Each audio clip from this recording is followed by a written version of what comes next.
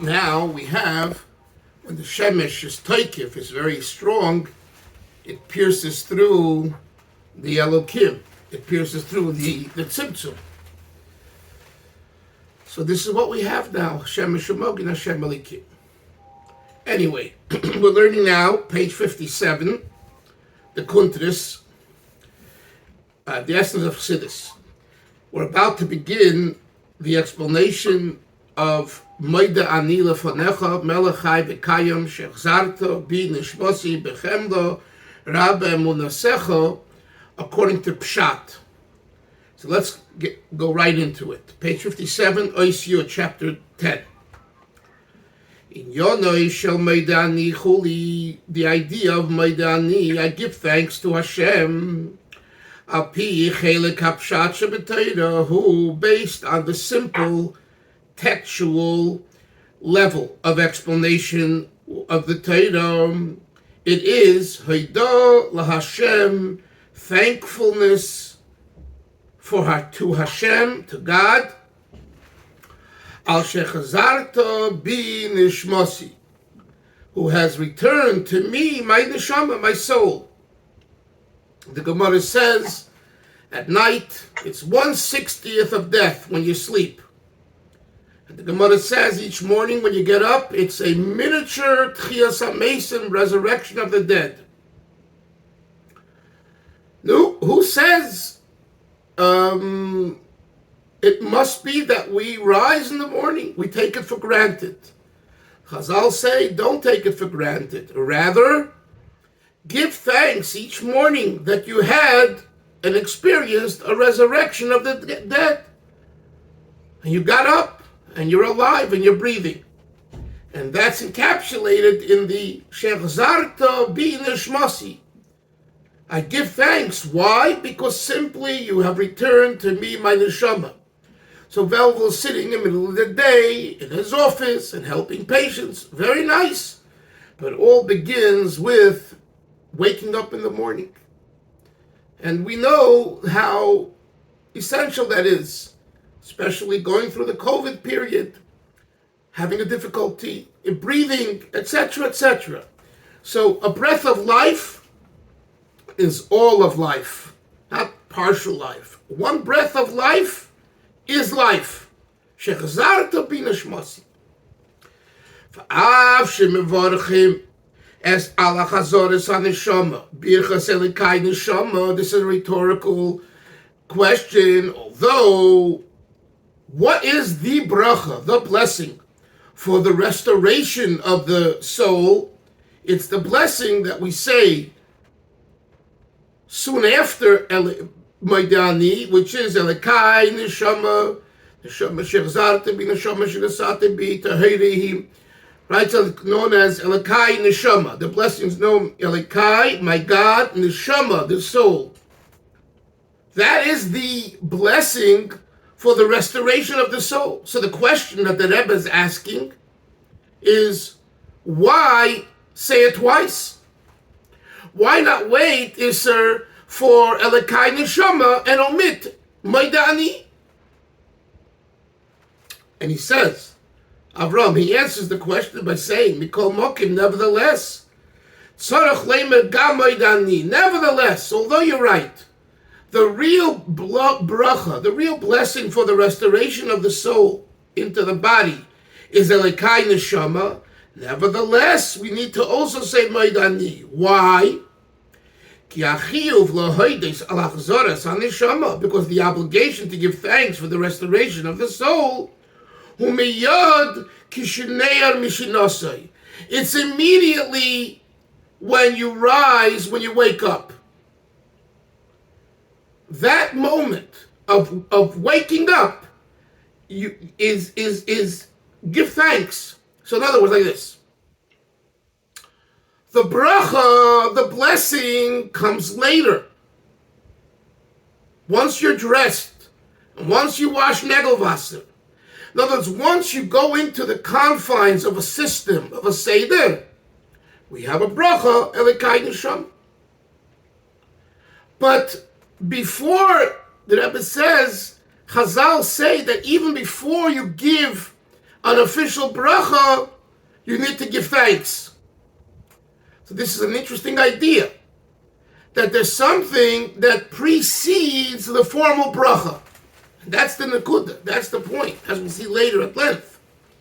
A bracha is already misudar, organized, confined, limited to what the bracha is all about. If you say the bracha correctly, you've done the bracha. If you say it incorrectly, you haven't done a good bracha. A bracha has limitations and it has conditions.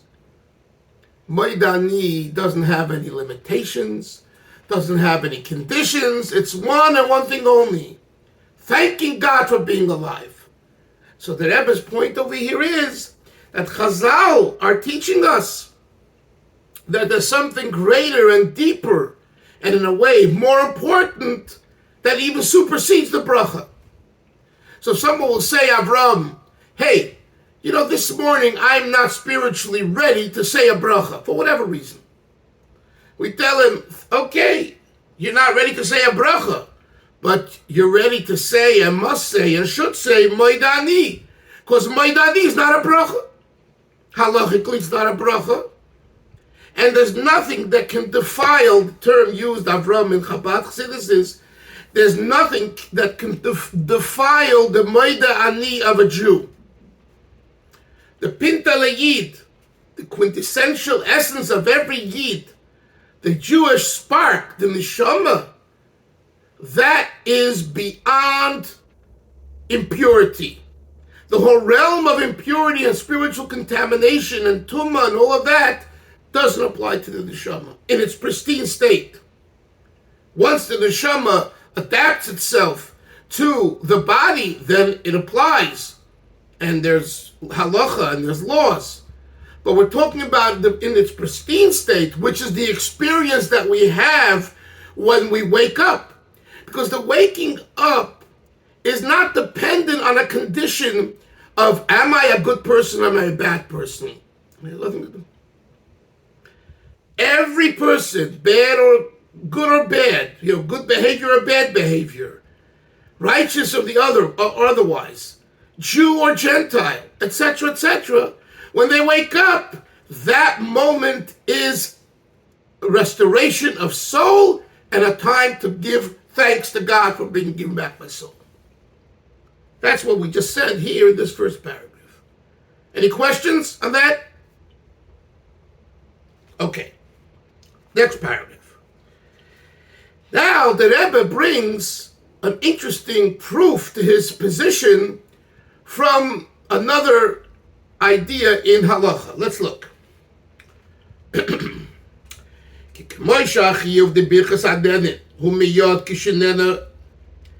Just as the obligation to make a blessing when one has satisfaction from something, it's called birchos hanehenin, from the word hana, which means satisfaction. When are you obligated, velvel, to make the birchos hanehenin miyod kishenena? Immediately when you have hano. So, for example, I put a candy or a food, a banana, whatever in my mouth, and I have hano, I have satisfaction. Before I put it in, I just need to make a bracha, and close to the time when I put it in. That's why there's a serious question in halacha, and it comes up probably a lot of times Shabbos. When you make a bracha and you have to wait for the hamoitzi to come to you, is it considered a hefsek, an interruption? And how much time is allowed to pass between the making of a bracha and the eating of the item? All of that is miyusad, is based on this concept that birchos hanehenin, a blessing of satisfaction, needs to be close in time to the bracha. So, then he adds in the parentheses, v'oid terem shenena. Not only does the birchos hanehenin need to be said immediately after the birchos hanehenin, but in many cases even before, just like with food. There are other situations where that's not possible, so we say it right after. 1 second. Kein gam achiv de birchas haydah. Says our Rebbe, so is the obligation of the Thanksgiving blessing. So we have now 2 categories, right? Birchas hanenin and birchas haydah. Birchas haydah is Thanksgiving blessings, not something that you had gratification and satisfaction with your body, but thanking God, for example, like returning the soul. Says the Rebbe, Kein gam, so too it is the obligation of Birchas haydah, al achzoras hadeshama, for restoration of the soul.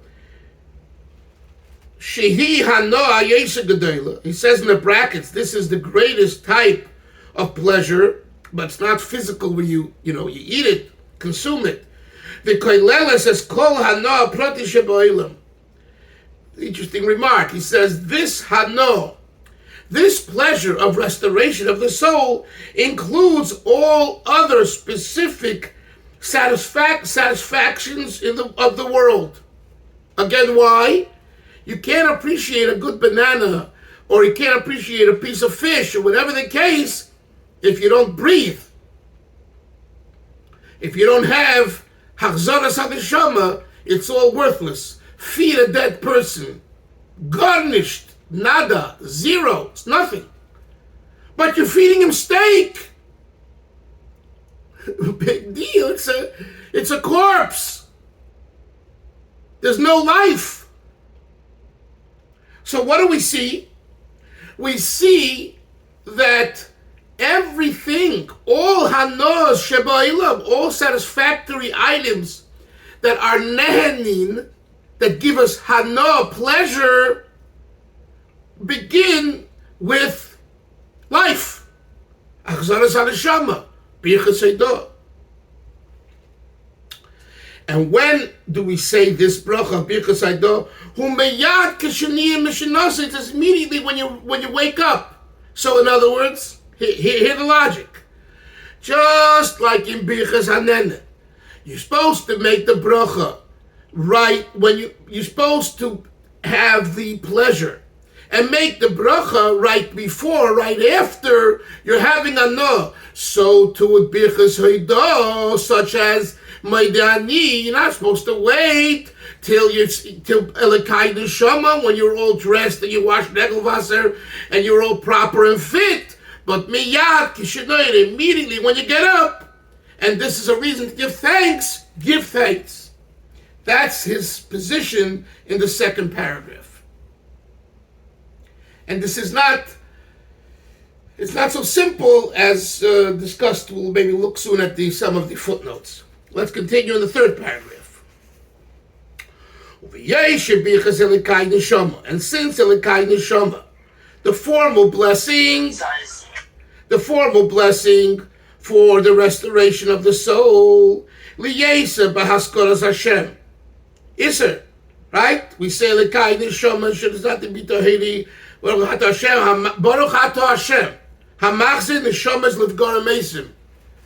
So, in that bracha, it's the restoration of the soul, but it's a formal bracha, and you mention God's name. Haskaras Hashem, the mention of God's name. Hi, Binyamin. I efsher li emra achshav koydem netilas yadayim. You cannot say the bracha before washing the hands. Because before we wash our hands, we have tumah upon ourselves. Therefore, the formality of a bracha contradicts the position that one is at before washing their hands. Nevertheless, even then, tzarech laheides al achzaras hadeshama, you have to give thanks for the restoration of the soul. Miyod kisheneir mishinosa, as soon as you get up from your sleep, ba'amidas maidani, I'll call upon him at the least by saying maidani. Meaning that just as birchas nenin, okay, follow the logic, Chevra, just like birchas nenin, halachically Avram requires you to make a bracha right before, right after having the satisfaction from the item that you're having satisfaction from, i.e. food, so too with the restoration of the soul. You don't wait for Elikai Neshama. No. As soon as I get up and I realize I'm alive, I give thanks. I heard from a grandson of the Slonim Rebbe, a very fine Talmud Chacham. So he told me, he grew up in Meir Shorim, and he had a Lubavitcher Slonim Chassid staying with him in his old age. He moved to Eretz Yisrael. And this fellow was kind of a carekeeper for him and helped him. So he told me that he remembers one morning, early morning, probably 5 before the sun rose. He woke up. The chassid woke up, and he said, "Oi, I'm alive." He said it probably in Yiddish. And he said he remembers it made such an impact on him. Here is this Yid from Russia who saw tzaddikim. He saw, I think, the Rashab, and he saw the Slonim Rebbe. You know what I'm saying? And he's been around the block. And in his old age, what does he express when he wakes up? I'm alive. You understand? This is what we're talking about, the realization that we're alive. We take it for granted. We have to stop taking things for granted and know that every drop of breath of breathing is a gift, mamish, a gift that the Rebbe gives us, another day of opportunity to thank Hashem. So the Rebbe says here in this paragraph, third paragraph on page 57, the Rebbe says this is immediate. Now we go to the parentheses. Ella, Shemikol Mokim Tzarech Levorech Agam B'Chazil Kain Neshama. Moshe, what is he addressing here? Wait a second. If you're telling me I'm giving thanks to Hashem as soon as I wake up from my sleep, that should be adequate. Why do I have to make a bracha, a formal bracha, like Kain Neshama, Shenasati B'Tin Neshama, Teheira, Brasi, Yotzarta, Nefachta, ba ba ba ba ba, Baruch Ata Hashem, Amachs Neshama's got to Mesim. Why? I said my dani. I did my obligation. So the Rebbe says no. Why? In addition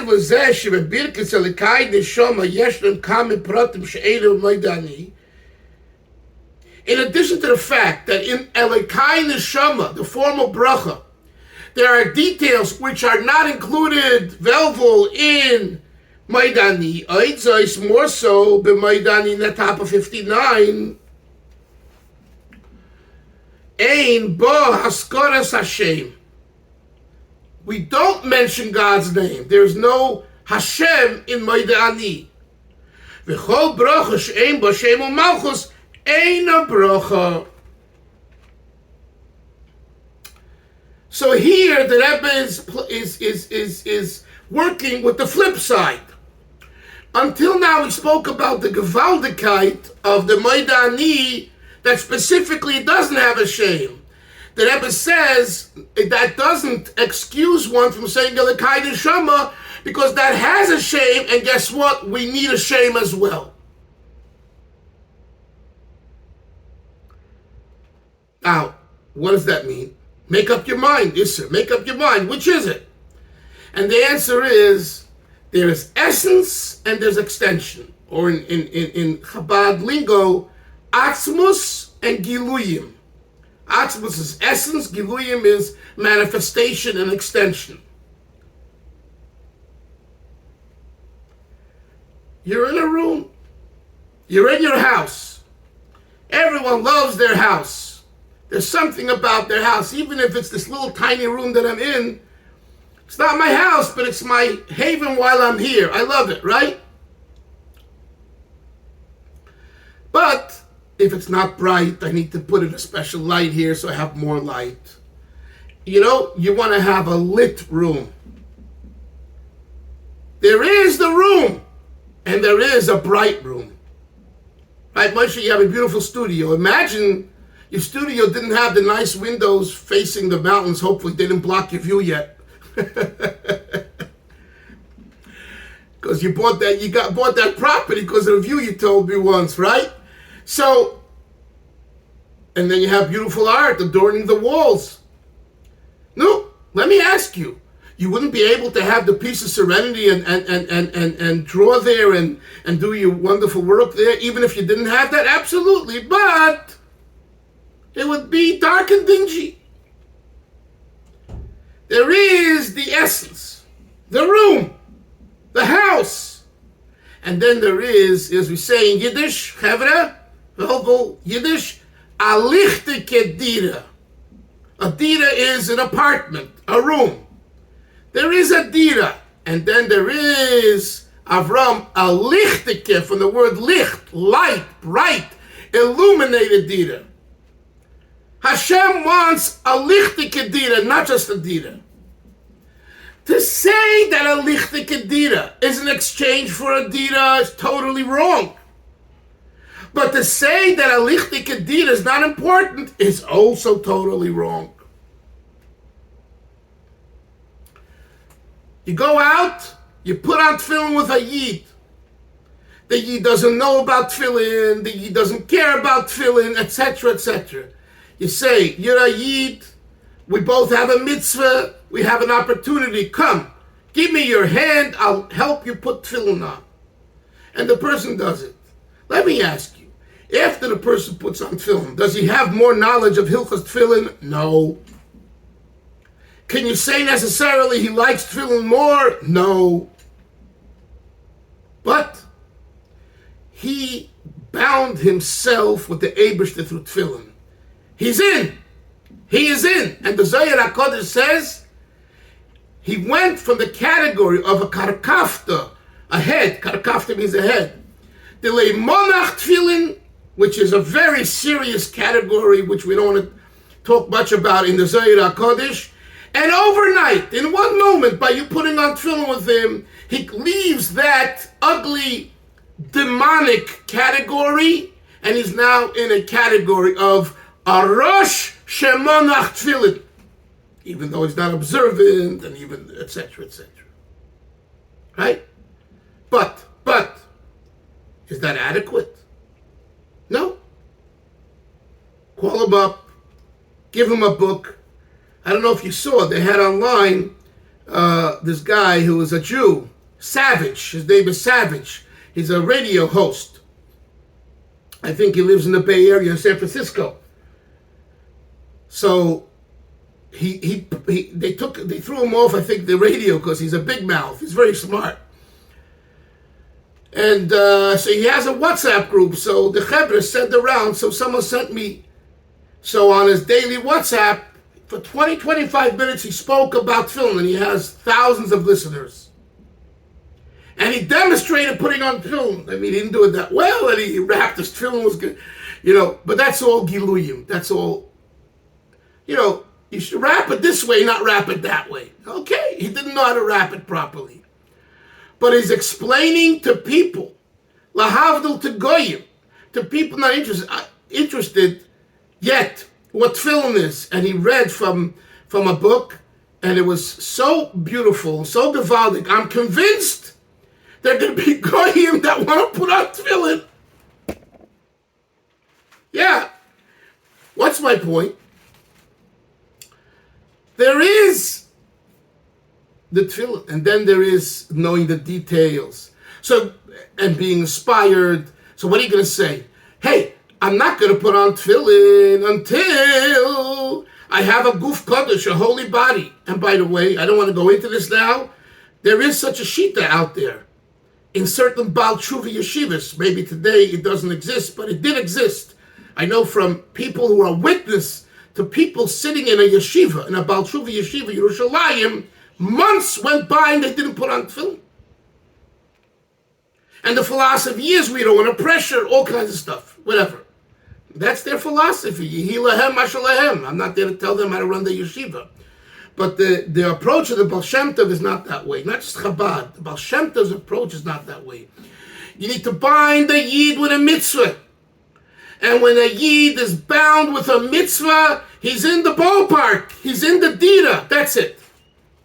Now, whether you have art, one second, sir. Whether you have art, whether you have light, whether you have a view, that's another thing. That's a nicety. Yes, sir. Go ahead. I just wanted to say that definitely, I know firsthand in the kibbutz world, non-Chabad, there definitely is the all or none approach that unless somebody becomes a total shomer Torah of the mitzvahs, it's considered a failure. And it's not that every mitzvah that a yid does has value. It's mamash, it's all or none. I cannot wrap my head around it. Whatever. Can you? But it's there. It's there. I've heard people say it. People who are involved in it. It's there. Yeah, it's painful to me. It's very painful. Really, it's painful. Every mitzvah stands alone. I just don't understand. So of course he's not a Shema Shabbos yet. He doesn't know. He's coming from, doesn't know. So what? That's why I shouldn't shake a lulav in an esrog or eat a piece of matzah on Pesach. Whatever. Anyway, everyone has their thing, and it's up. They have to justify their thing, But let's go back. What time is it now, Chevra? What time? About 3:13, yeah. Okay, let's go now. Well, PZ, page 59, second paragraph. Well, PZ movins. Well, PZ movins. Zesha b'zman hashas le'omru meidani. This is an interesting idea, an interesting fact. During the time of Shas, they didn't say meidani. Why? Ki Maidani ain't a sofa b'chidush al birkas of the Kaidish Shoma. Because in Maidani there is no addition and novelty more than birkas al Kaidish Shoma, the blessing. V'adarab kanal, on the contrary, we said clearly there's more detail in the Kaidish Shoma. The mashet tzrichu leimer achshav gam Maidani. The fact that post Shas we do have to say, Maidani, Hainu Rak, Birday Shahidah, Tia Miyach Kishnei Mishnose. It's so that the thanksgiving for the restoration of the soul should be immediately from when we get up from sleep. And during the time of Shas, at that time they did say Elakai Neshama as soon as they got up from their sleep. And we're going to have to look at this tomorrow. What does that mean? That during the time of Shas, they said the bracha. That means before Nitilas Yadayim? That's the implication. But I didn't.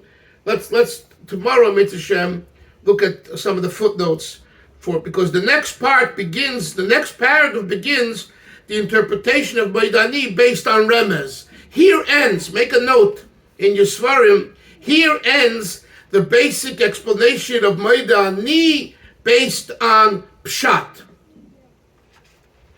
Chevra, we'll learn tomorrow, Mitzvah Shem. Everyone have a great day. Zach, Davis. Have a good day. Bye. Like a bench. Take care.